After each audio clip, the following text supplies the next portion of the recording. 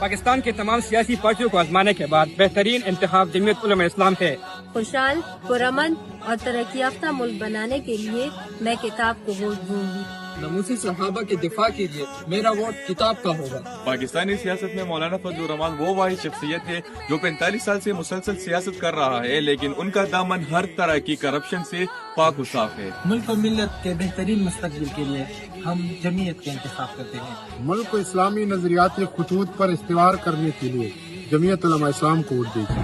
مہنگائی، بے روزگاری، بدامنی اور جھوٹ کے خاتمے کے لیے انشاءاللہ کتاب پر مہر لگاؤں گا۔ ہم سب کا انتخاب کتاب ہی کتاب۔ ملک و ملت کے بہترین مستقبل کے لیے ہم جمعیت علماء اسلام کا انتخاب کرتے ہیں۔ ملک بھر میں نعرہ ہر بوڑھے جوان کا، نہ خان کا نہ نواب کا، ووٹ صرف اور صرف کتاب کا۔ جمعیت کا مقصد، جمعیت کا پیغام خدا